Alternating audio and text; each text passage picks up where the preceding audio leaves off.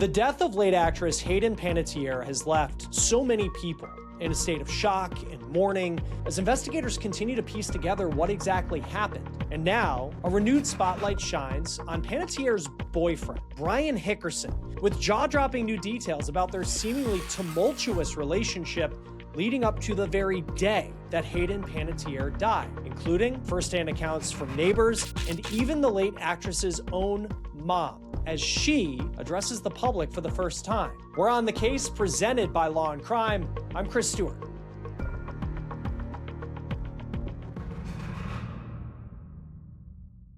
It has been just over a week since Hayden Panettiere died. The late actress, known for so many hit roles, being in shows and films like Remember the Titans, Ice Princess, Heroes, and Nashville, and that's just naming a few. And you can tell by all the tributes that have been pouring out from loved ones, fans, fellow celebrities alike that she was someone who touched countless lives, not just in her work on the big screen, but frankly because she was so vulnerable, publicly addressing struggles that she had with substance abuse, postpartum depression, even domestic violence. And at the same time, people continue to mourn Hayden Panettiere's loss at just 36 years old. And people are also looking for answers about what exactly happened the day that she died. Now, as of today, there is still an active investigation by the Greenville City Police Department in South Carolina, and the DEA is involved at the federal level. Now, we're also still waiting for the toxicology reports. That's going to be huge when those come in, but those can take anywhere from weeks to months to complete. And while there are currently no arrests made in connection to Panettiere's death, there are some new details about her alleged toxic relationship with a man named Brian Hickerson. And those allegations are coming to the forefront. And that includes a history of domestic violence, which Hayden addressed publicly in the past. And most recently, her own mom accused Hickerson of pawning off Hayden Panettiere's belongings. And remember, he was also at the scene when Hayden was found unresponsive. So, as you can imagine, speculation has been mounting about whether he could have had some role in what happened to Hayden, though we want to be clear that no criminal charges have been filed as of yet, and he has not been accused of any crime. Also in a moment, Lisa Miller, retired detective, former chief investigator, is going to be here to talk a little bit about what goes into an investigation like this. But first, I want to walk through everything that we know so far about what happened to Hayden Panettiere. So according to a report from TMZ, Hayden and 37-year-old Brian Hickerson traveled to Greenville, South Carolina together on August 15th. And that is where they rented an Airbnb. Now, his brother is named Zach, and he was staying in his own Airbnb in the Greenville area. So then we go to August 16th. So a day after they arrive in South Carolina, Zach told TMZ that he was trying to get into Brian and Hayden's Airbnb after returning from church, since they reportedly had plans to go get lunch and play some indoor golf after church. He then told the publication, quote, "I knocked loudly," which apparently woke Brian up from a nap they were both taking on the pull-out couch bed in the living room. "When we went in and tried to wake Hayden up for lunch, we realized she was unconscious," end quote. Zach reportedly called 911, and at around 1:51 p.m., he tells police that Hayden was unresponsive and in cardiac arrest, with dispatch audio released in the case indicating that it was an apparent, quote, overdose. But still, at this point, there's been no official cause of death released for Hayden Panettiere. Now, at the same time that Zach was calling 911, Brian, the boyfriend, was allegedly administering Narcan on the actress. That's that nasal medication that can be used to reverse the effects of an opioid overdose. Zach told TMZ that the brothers performed CPR on Hayden while on speaker with 911 as they waited for fire and EMS to arrive. 7 minutes later, first responders arrive on scene and they begin life-saving measures, but tragically, Hayden Panettiere was pronounced dead on scene at 2:32 in the afternoon. Now, according to a police report that was cited by CNN, an officer on scene interviewed the brothers, who said that they called 911. The officer reportedly spoke with Zach Hickerson first, who advised that Hayden was his brother's girlfriend. Page 6 also cites from the report that Brian then handed law enforcement a, quote, bag of medication that Hayden was taking at the time of her death, though the names of the medications were redacted. But there were 9 different medications reportedly listed. Now, Narcan was also reportedly found on scene when first responders arrived. The police report also notes that Zach was, quote, very emotional while medical personnel were working on reviving Hayden, but Brian did not become visibly emotional until Hayden Panettiere was declared dead.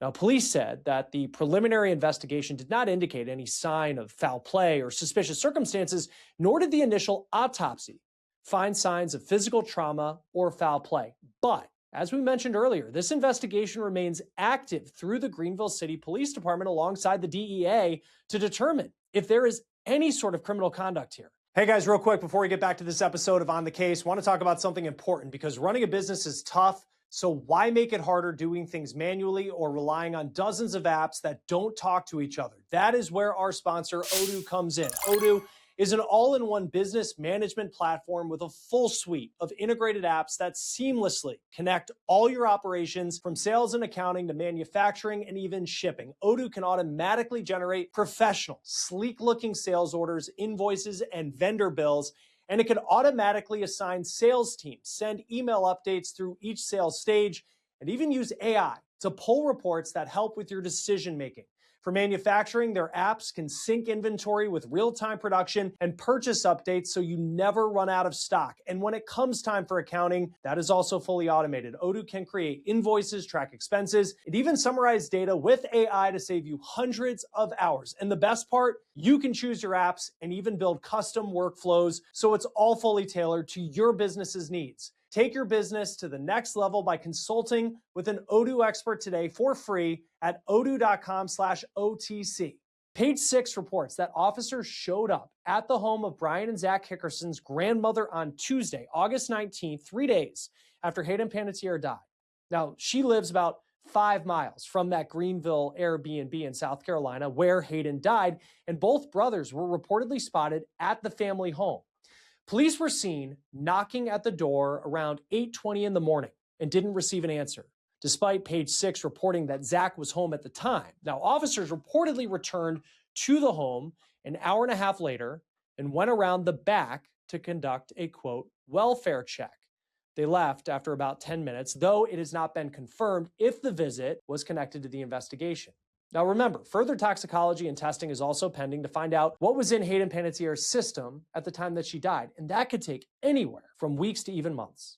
Now, in a statement on Thursday, lawyers for Brian Hickerson said, quote, Hayden's death remains under investigation, and it is important to allow that investigation to proceed as has been publicly reported.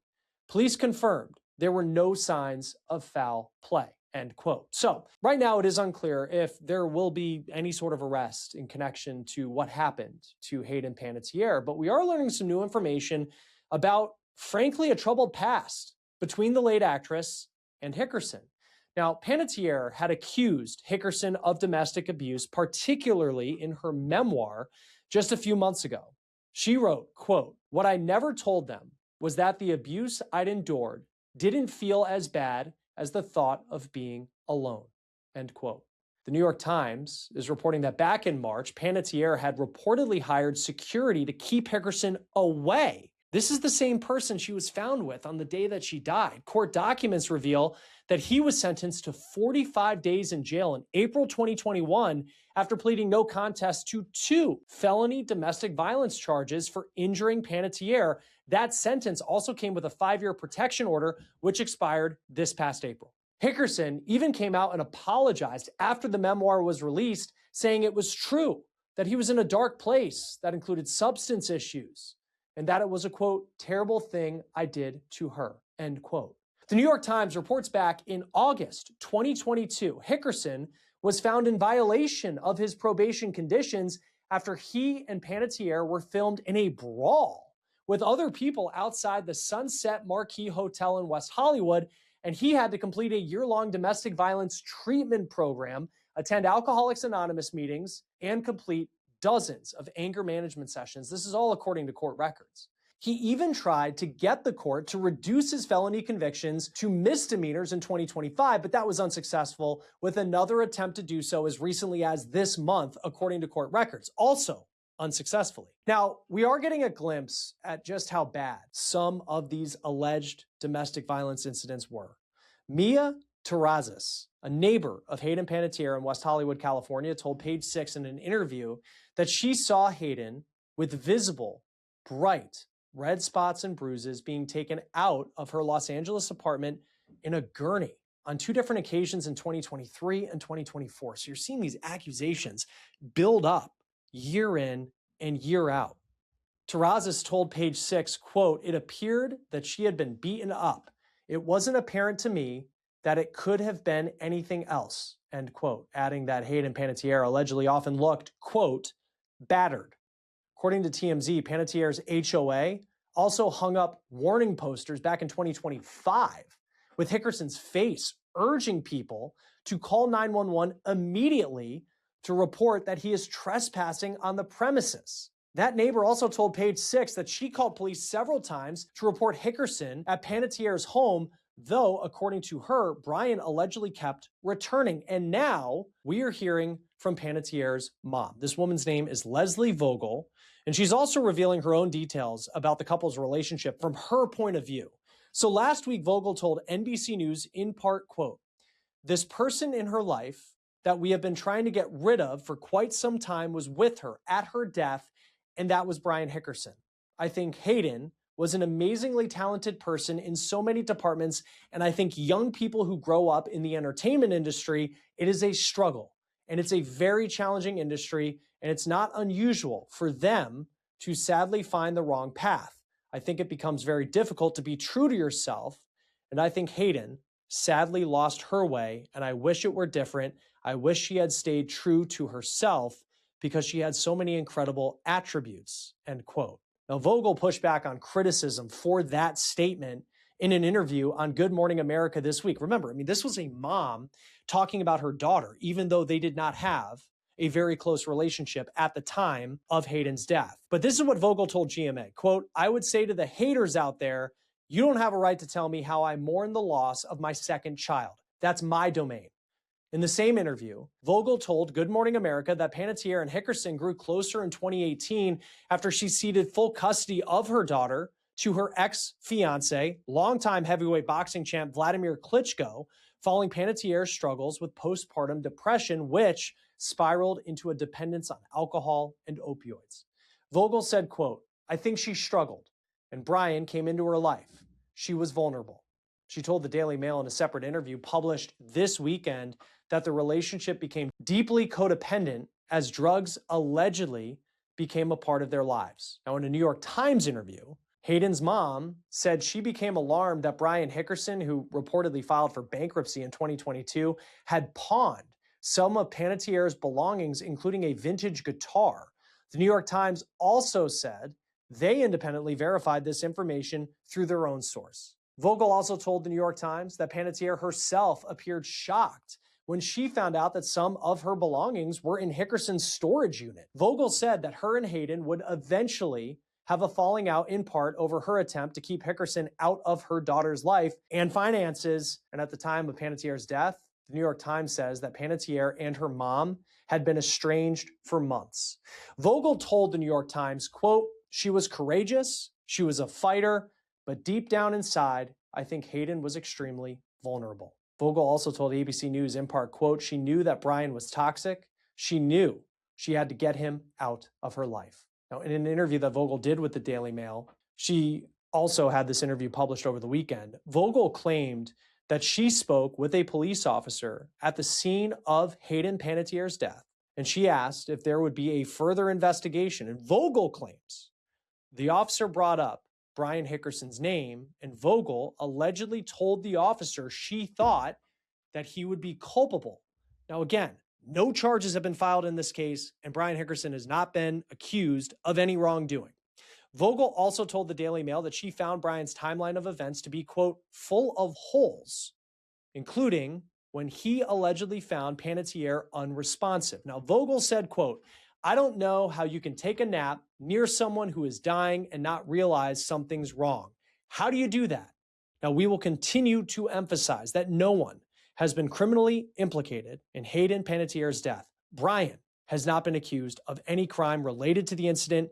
And of course, it's up to law enforcement to make a final determination. In the meantime, we are going to keep a close eye on any new details that come out in this investigation as it continues on. Again, those toxicology tests could take weeks, could take months, but that will be incredibly important to this investigation and learning what happened to Hayden Panettiere. Joining us now to talk more about this is retired detective and chief investigator Lisa Miller. Always great to have you here on Law and Crime. It's just so sad because I think we all, whether it was Remember the Titans or you watch the show Heroes, like Hayden Panettiere was so talented and brought joy to so many people, and yet it's just such a tragic ending. And now from the standpoint of law enforcement, there's this question of like, are we talking about something that was criminal? And we're waiting on this toxicology test, which will be very important in the investigation. Like, as we're waiting for that, though, if you're a detective on this case, like, what are you looking at right now?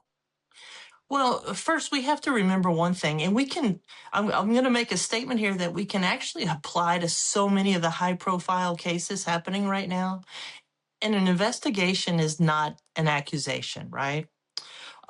Investigation is necessary, and sometimes it eliminates all of these possibilities that we're looking at.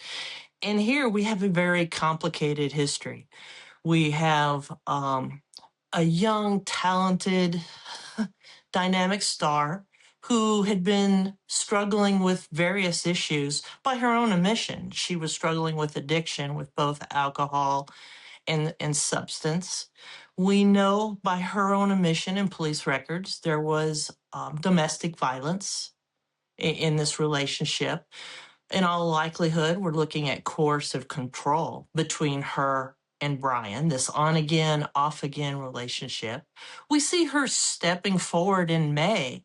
And May is an interesting point. If I'm taking a look at the victimology here of Hayden as I'm going back, and that's one of the things that investigators will do, is I'm going to look at this May time period pretty closely here, because in May, she had come out, she's talking about all of these challenges that many of us wouldn't have the intestinal fortitude to admit about our lives, where our lives had taken this wrong turn or a sad turn. And here she is being strong and admitting these things, talking about a contentious, difficult, challenging relationship with her mother, with these addiction issues, with domestic violence. And even reporting shows that she had her security detail, or someone had the security detail, instructed to keep Brian away from her while she's on this book tour. Days before Hayden died, we know that there was a hearing where Brian's sobriety was brought up and questioned at this hearing. And then just a matter of days later, when she goes from people keeping Brian away from her, here she is traveling with him across the country, and then she's dead. So I want to be taking a look at a lot of things, and timeline's a big one. What did Brian say at the time that police arrived? What did he say the circumstances were? We know that there's video of this complex where they were staying, and according to police reporting, there is a video of Brian, his brother, and Hayden coming and going. I'm tightening tightline, and I'm going to be asking about these medications. Who prescribed them? Yeah, the medications is interesting. She, again, by her own admission, postpartum depression, is something that she struggled with. I mean, you just think of the trauma of being in multiple relationships where there were accusations of domestic violence, not just with, her current boyfriend, but, she talked about it in relationships in the past. And then you have addiction issues. She also, though, relatively young person, 9 medications she was prescribed. We don't know what those are. Those were redacted in the police report, but right. Just that number, from a law enforcement standpoint, what does that tell you? Well, I'm looking in that, and we know from reporting that she was having some health-related issues, and I think her mother had even commented about health-related issues that maybe are caused by some of her other addiction issues. I think there was an accident in one of the filmings that she did that had caused her some pain. I want to look specifically at what she was prescribed. Once the toxicology comes in, I want to see if everything matches up. But while I'm waiting, I'm looking at the pills, and I'm looking at who prescribed them, what pills were in the containers. Are the pills correct? I mean, are they the pills that are supposed to be in the pill containers? Because a lot of people mix those around. We can't just look at the bottle and say for sure what's inside. If I have any question about whether those pills are actual copycat pills. I'm going to have those pills tested. I'll ask the DA to assist with that. I'm counting how many there were, how many she should have had. And I'm going to look for evidence of like cleanup at the apartment. I'm going to look for evidence that maybe somebody else was supplying her other things while I'm waiting for this toxicology to come in. And you know, and there's so many sad parts to this story, but it's, unfortunately, not to ever group tragedy together, but it's like you think of Matthew Perry, the late star from Friends. You even go back to a situation like Michael Jackson, where he, died of an overdose. And you have these situations where celebrities, for whatever challenges they're facing, and I'm sure that this happens to people who we don't know, but there is this kind of trend, if you want to call it that, with celebrity that is taking a lot of medication, and then you just wonder, like, what, to your point, like, what else was going on there? What was the dosage? What was, the access that this individual had? And we don't know, in the particular case we're talking about, like, access to other medications that might not be on the police report. When it comes to an overdose, and I think, sadly, there's people that will look and say, okay, it was an overdose, and then they just kind of move on. But like, from a law enforcement standpoint, like, when someone overdoses, and we don't know if officially if that's what happened here, though it's been suspected, what are you looking at that might be criminal in an overdose situation that isn't just a case, and maybe it was an accident, but if it isn't that, what could it be? Well, the criminality I'm looking at is, the Matthew Perry investigation is a very good one to take a look at. We have doctors that were overprescribing, the lure of money and making extra money, maybe the inability to say no. I am looking to see who was enabling her, who was providing her. I'm looking at apps like Telegram, Signal, WhatsApp to see what secret, maybe illicit messaging was going on. Who's providing her what? It becomes criminal when you go beyond a doctor's prescription, right? And you have those in her circle, maybe somebody that was trying to exert some type of control over her, supplying her, feeding her needs to make her more dependent on them. That's one of the things that we have to look at. Brian, in the history of domestic violence in this case, doesn't mean guilt, but it's something that we have to look at very, very closely and very tightly just to see what pressure he may have been applying. Generally speaking, when you think of like enabling someone, like that particular word, like there might be a case where there's someone who is dealing with addiction, and sadly for themselves, they can't be stopped, and they find a way to deal with that. And that may be alcohol, that may be drugs. I mean, there's a lot of people who can talk about that, firsthand, or maybe it's impacted their family. But at what point does enabling become criminal? I know with like a doctor, if they're prescribing something, using their power as a doctor to give someone more medication than they actually need, like that, as we saw in the Matthew Perry case, like that's criminal. But like, even if you have someone like a partner, and in this case, a relationship that appears to have been toxic, to say the least, up and down for sure, like at what point does that enabling become criminal? When you're going out to the streets, when you're going out to illicit sources, other than a lawfully prescribed medication, and getting pills for someone, especially with the fentanyl crisis that we have, you can go wherever, to your buddy, to the street dealer, and you don't know what you're getting. And when you know someone is struggling, and when you are providing especially high levels of medication, and you're doing it over and over and over again, um, that is where we start taking a very hard look at the criminality of those actions.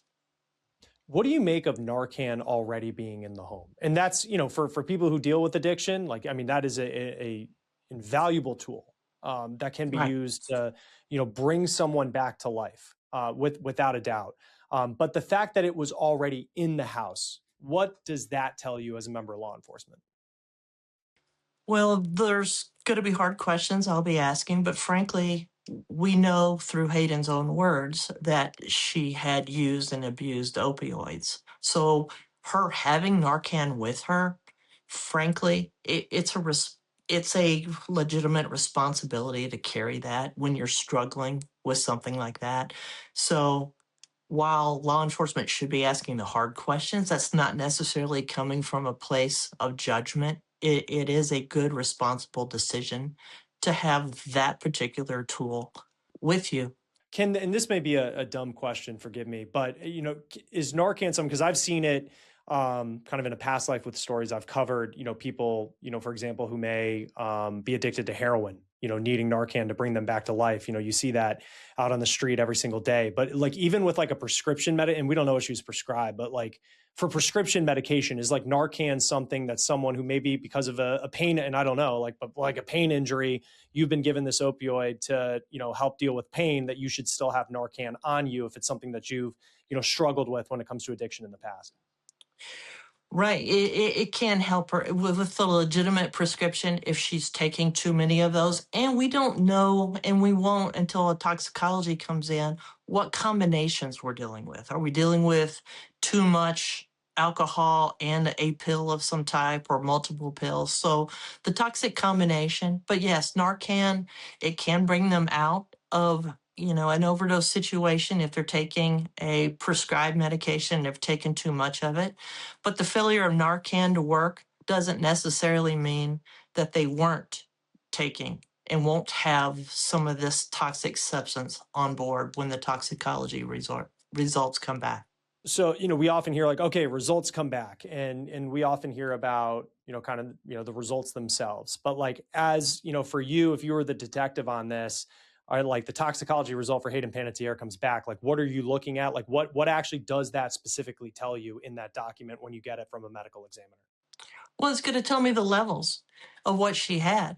Did she have therapeutic levels of what she was prescribed? Did she have other things on board besides what she was prescribed?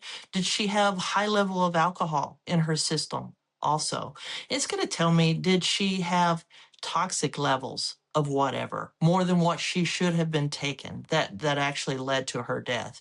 Once I know what she had on board in her body when she passed away, then police investigators, probably in combination with the DEA in this case, because we don't know, did they bring these drugs or whatever these drugs were from California to South Carolina? They're going to start tracing from Hayden's body to the source, find out where whatever she has in her system, where that came from. And that's where the digital evidence right now is especially important when I talk about these apps that people use. That digital trace, was anything erased? That's consciousness of guilt if messaging is disappearing.